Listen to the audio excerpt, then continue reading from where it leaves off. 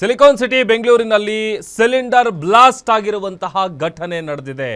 ಬೆಂಗಳೂರಿನಲ್ಲಿ ನಡೆದಿರುವಂತಹ cylinder blast ಘಟನೆ ಇದು.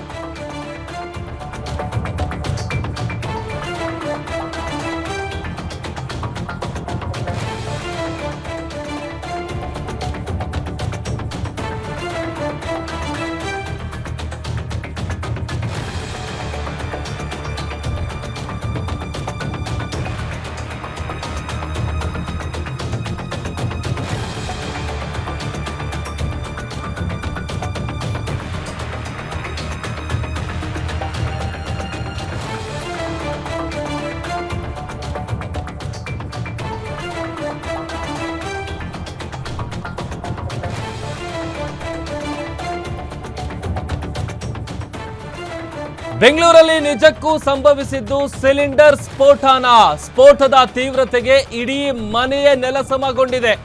ಒಂದೇ ಒಂದು ಸಿಲಿಂಡರ್ ಸ್ಫೋಟಕ್ಕೆ ಇಡೀ ಮನೆ ಬಿದ್ದಿದ್ದೇಗೆ. ಸಿಲಿಂಡರ್ ಹಾಗೂ ಸ್ಟವ್ ಪೈಪ್ಗಳು ಹಾನಿಯಾಗಿಲ್ಲ. ಘಟನೆ ಬಗ್ಗೆ ಎದ್ದಿದೆ 10 ಹಲವು ಅನುಮಾನ. ಮನೆ ನೆಲಸಮ ಆಗಿದ್ದೇಗೆ. ನಿಜಕ್ಕೂ ಸಂಭವಿಸಿದ್ದು ಸಿಲಿಂಡರ್ ಸ್ಫೋಟನ ಅಥವಾ ಬೇರೆ ಏನಾದ್ರೂ ಬ್ಲಾಸ್ಟ್ ಆಯ್ತಾ? ಘಟನೆಯಲ್ಲಿ ಸ್ಥಳದಲ್ಲೇ ಸಾವನ್ನಪ್ಪಿದ ಮಹಿಳೆ ಅಕ್ಕಯ್ಯಮ್ಮ, ಸ್ಫೋಟಕ್ಕೆ ಬಲಿಯಾದಂತಹ ವೃದ್ಧೆ ಆಕೆ. ಅಕ್ಕಪಕ್ಕದ ಮನೆಯವರಿಗೂ ಕೂಡ ಗಾಯ ಆಗಿದೆ, ಆಸ್ಪತ್ರೆಗೆ ದಾಖಲಾಗಿದ್ದಾರೆ. ಗಾಯಗೊಂಡಿರೋ 4-5 ಮಂದಿಗೆ ಚಿಕಿತ್ಸೆ ಕೊಡಿಸುವಂತ ಕೆಲಸ ಆಗ್ತಾ ಇದೆ. ಇದು ನಿಜಕ್ಕೂ ಸಿಲಿಂಡರ್ ಬ್ಲಾಸ್ಟಾ ಅಥವಾ ಬೇರೆ ಏನಾದ್ರೂ ಸ್ಫೋಟನಾ?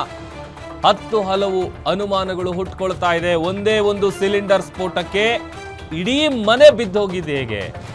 ಸಿಲಿಂಡರ್ ಹಾಗೂ ಸ್ಟವ್ ಪೈಪ್ಗಳು ಹಾನಿ ಆಗಿಲ್ಲ. ಗಮನಿಸಬೇಕಾಗಿರುವಂತ ವಿಚಾರ ಇದು.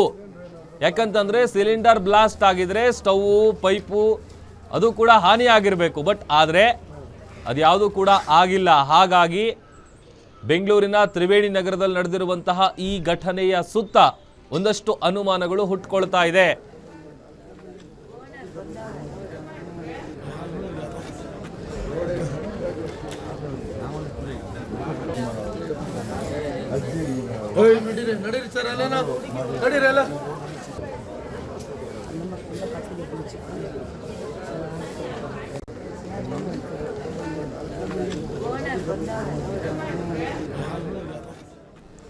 ದೃಶ್ಯದಲ್ಲಿ ಗಮನಿಸ್ತಾ ಇದೀವಿ ನೋಡಿ, ಸಿಲಿಂಡರ್ ಬ್ಲಾಸ್ಟ್ ನಿಂದ ಆಗಿರೋದು ಅಂತ ಮೇಲ್ನೋಟಕ್ಕೆ ಶಂಕೆ ವ್ಯಕ್ತವಾಗ್ತಾ ಇದೆ. ಬಟ್ ಒಂದು ಸಿಲಿಂಡರ್ ಸ್ಫೋಟಕ್ಕೆ ಇಡೀ ಮನೆ ಹೇಗ್ ಬಿದ್ದು ಹೋಗುತ್ತೆ ಅನ್ನುವಂಥದ್ದು ಸಹಜವಾಗಿ ಕಾಡುವಂತ ಪ್ರಶ್ನೆ. ಅದ್ರ ಜೊತೆಗೆ ಗಮನಿಸಬೇಕಾಗಿರುವಂತ ವಿಚಾರ ಅಂತ ಅಂದ್ರೆ, ಆ ಬ್ಲಾಸ್ಟ್ ಆಗಿದ್ರೆ ಆ ಸಿಲಿಂಡರ್ ಇಂದನೇ ಆಗಿರೋದು ಅಂತ ಆದ್ರೆ, ಬಟ್ ಅಲ್ಲಿ ಗ್ಯಾಸ್ ಸ್ಟವ್ಗೆ ಏನು ಆಗಿಲ್ಲ. ಅಲ್ಲಿದ್ದಂಥ ಸಿಲಿಂಡರ್ ಪೈಪ್ ಏನಿರುತ್ತೆ, ಆ ಗ್ಯಾಸ್ಕೆಟ್ ಪೈಪ್ಗೂ ಕೂಡ ಏನೂ ಆಗಿಲ್ಲ. ಹಾಗಾಗಿ ಏನ್ ನಡೆದಿದೆ ಅನ್ನುವಂಥದ್ದು ಸದ್ಯ ಈಗ ಕಾಡ್ತಾ ಇರುವಂತ ಪ್ರಶ್ನೆ. ಮತ್ತೊಂದು ಕಡೆ ಈಗ ಅಕ್ಕಪಕ್ಕದ ಮನೆಯವರಿಗೂ ಕೂಡ ಗಾಯ ಆಗಿದೆ. ಗಾಯ ಆಗಿರೋರನ್ನ ಆಸ್ಪತ್ರೆಗೆ ದಾಖಲು ಮಾಡಿ ಚಿಕಿತ್ಸೆ ಕೊಡಿಸುವಂತ ಕೆಲಸ ಆಗ್ತಾ ಇದೆ. ಘಟನೆಯಲ್ಲಿ ಈಗ ಒಬ್ರು ವೃದ್ಧೆ ಸ್ಥಳದಲ್ಲೇ ಸಾವನ್ನಪ್ಪಿದ್ದಾರೆ. ಈ ಬಗ್ಗೆ ಮತ್ತಷ್ಟು ಡೀಟೇಲ್ಸ್ ಅನ್ನ ಕೊಡೋದಕ್ಕೆ ನಮ್ಮ crime bureau head SK Manjunath ನನ್ನ ಜೊತೆ ದೂರವಾಣಿ ಸಂಪರ್ಕದಲ್ಲಿ ಜಾಯಿನ್ ಆಗ್ತಾ ಇದ್ದಾರೆ. ಮಂಜುನಾಥ್, ಒಂದು ಸಿಲಿಂಡರ್ ಸ್ಫೋಟಕ್ಕೆ ಇಡೀ ಮನೆ ಬಿದ್ದಿದ್ದ, ಬಟ್ ಅಲ್ಲಿ ಗ್ಯಾಸ್ ಪೈಪ್ ಆಗಿರ್ಬೋದು ಅಥವಾ ಗ್ಯಾಸ್ ಸ್ಟವ್ ಆಗಿರ್ಬೋದು, ಇದು ಯಾವುದು ಕೂಡ ಹಾನಿ ಆಗಿಲ್ಲ ಅಂತ ಗೊತ್ತಾಗ್ತಾ ಇದೆ. ಎಕ್ಸಾಕ್ಟ್ಲಿ ಏನ್ ನಡೆದಿದೆ? ಸಿಲಿಂಡರ್ ಬ್ಲಾಸ್ಟಾ ಅಥವಾ ಬೇರೆ ಏನಾದ್ರೂ ಆಗಿದೆಯಾ ಅಲ್ಲಿ? ಪ್ರಭು, ಕೇರ್ಪುರಂ ಸಮೀಪ ಇರತಕ್ಕಂತ ತ್ರಿವೇಣಿ ನಗರದಲ್ಲಿ ಬೆಳಗ್ಗೆ ಸಂಭವಿಸಿರ್ತಕ್ಕಂಥ ಒಂದು ಸ್ಫೋಟ ಪ್ರಕರಣದಲ್ಲಿ ಇಲ್ಲಿವರೆಗೂ ನಿಖರವಾದಂತ ಕಾರಣ ಬೆಳಕಿಗೆ ಬಂದಿಲ್ಲ. ಇದು ಸ್ಫೋಟ ಯಾವ ಕಾರಣದಿಂದ, ಯಾವ ವಸ್ತುವಿಂದ ಆಗಿದೆ ಅನ್ನೋದ್ರ ಬಗ್ಗೆ ಇನ್ನೂ ನಿಗೂಢವಾಗಿದೆ. ಹಾಗಾಗಿ ಸ್ಥಳಕ್ಕೆ ಸೋಕೋ ಟೀಮು ಜೊತೆಗೆ ಅಗ್ನಿಶಾಮಕ ಸಿಬ್ಬಂದಿ, ಪೊಲೀಸರು ಎಲ್ಲರೂ ಸಹ ಭೇಟಿ ಕೊಟ್ಟು ಪರಿಶೀಲನೆ ಮಾಡುವಂತ ಕೆಲಸವನ್ನ ಮಾಡ್ತಾ ಇದ್ದಾರೆ.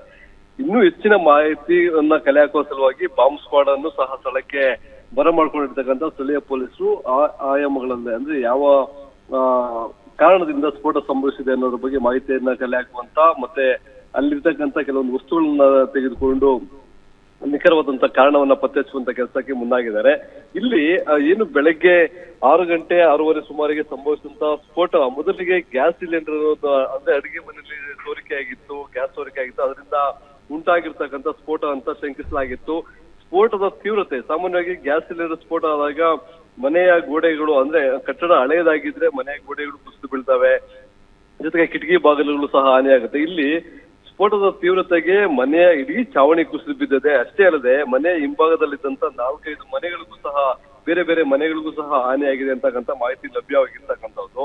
ಹೀಗಾಗಿ ಇಲ್ಲಿ ಜೊತೆಗೆ ಗ್ಯಾಸ್ ಸಿಲಿಂಡರ್ ನಲ್ಲಿ ಬಳಕೆ ಆಗ್ತಕ್ಕಂಥ ಪೈಪ್ ಇರ್ಬೋದು, ರೆಗ್ಯುಲೇಟರ್ ಇರ್ಬೋದು, ಬೇರೆ ಬೇರೆ ಸ್ಟವ್ ಇರ್ಬೋದು, ಯಾವುದಕ್ಕೂ ಹಾನಿಯಾಗಿಲ್ಲ.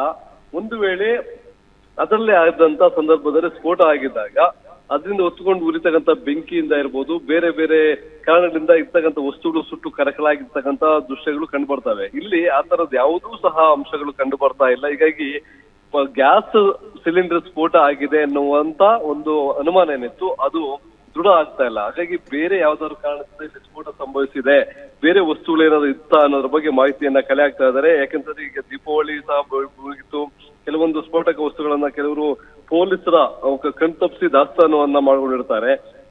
ಆ ಆಯಾಮಗಳಲ್ಲಿ ಬೇರೆ ಯಾವ್ದು ವಸ್ತುಗಳಿದ್ವು, ಏನೆಲ್ಲ ಮನೆಯಿಂದ ಇಟ್ಕೊಂಡಿದ್ರು, ಮತ್ತೆ ಕುಟುಂಬಸ್ಥರು ಏನ್ ಕೆಲಸ ಮಾಡ್ತಾ ಇದ್ರು ಅನ್ನೋದ್ರ ಬಗ್ಗೆ ಎಲ್ಲವೂ ಸಹ ಮಾಹಿತಿಯನ್ನ ಕಲೆ ಆಗ್ತಾ ಇದ್ರೆ. ಇನ್ನು ಮತ್ತೊಂದು ಕಡೆ ಘಟನೆಯಲ್ಲಿ ಏನು ಅಕ್ಕಯ್ಯಮ್ಮ ಅಂತ ಒಬ್ಬ ವೃದ್ಧೆ ಅವಶೇಷಗಳ ಅಡಿಯಲ್ಲಿ ಸಿಕ್ಕಿದ್ರು, ಅವರ ಮೃತದೇಹವನ್ನು ಹೊರಗಡೆ ತೆಗೆದಿರ್ತಕ್ಕಂಥ ಅಗ್ನಿಶಾಮಕ ಸಿಬ್ಬಂದಿ ಮರಣೋತ್ತರ ಪರೀಕ್ಷೆಗಾಗಿ ಸರ್ಕಾರಿ ಆಸ್ಪತ್ರೆಗೆ ದೇಹವನ್ನ ರವಾನೆ ಮಾಡಿದ್ದಾರೆ. ಉಳಿದಂತೆ ಇನ್ನು 4-5 ಮಂದಿ ಗಾಯಗೊಂಡಿರ್ತಕ್ಕಂಥದ್ದು, ಅವರನ್ನು ಹೆಚ್ಚಿನ ಚಿಕಿತ್ಸೆಗಾಗಿ ಸ್ಥಳೀಯ ಆಸ್ಪತ್ರೆಗಳಿಗೆ ದಾಖಲು ಮಾಡಲಾಗಿದೆ.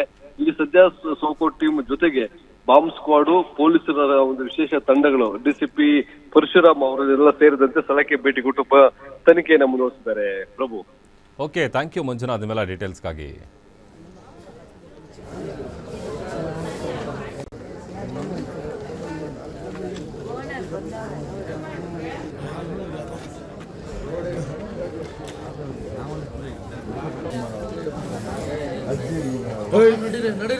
ಬೆಳಗ್ಗೆ ಸುಮಾರು 7 ಗಂಟೆಗೆ KR ಪುರಂ ಪೊಲೀಸ್ ಠಾಣಾ ವ್ಯಾಪ್ತಿಯ ದೇವಸಂದ್ರದ ತ್ರಿವೇಣಿ ನಗರದಲ್ಲಿ ಒಂದು ಮನೆಯಲ್ಲಿ ಬ್ಲಾಸ್ಟಿಂಗ್ ಸಂಭವಿಸಿದೆ.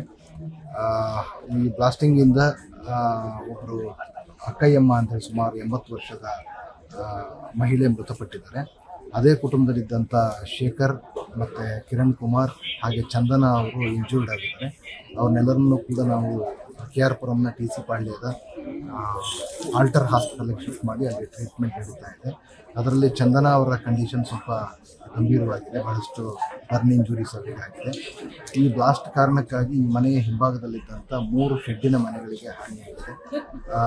ಜೊತೆಗೆ ಅದರಲ್ಲಿ ಕಾಂಚನ ಅಂತೇಳಿ ಒಬ್ಬ ಮಹಿಳೆಗೂ ಕೂಡ ತಲೆಗೆ ಇಂಜುರಿ ಆಗಿ ಅವರು ಕೂಡ ಅದೇ ಆಸ್ಪತ್ರೆಯಲ್ಲಿ ಚಿಕಿತ್ಸೆಯನ್ನು ಪಡಿತಾ ಇದ್ದಾರೆ. ಅದರ ಜೊತೆಗೆ ಇನ್ನೊಂದು ಮನೆಗೂ ಕೂಡ ಸ್ವಲ್ಪ RCC ಮನೆ ಸ್ವಲ್ಪ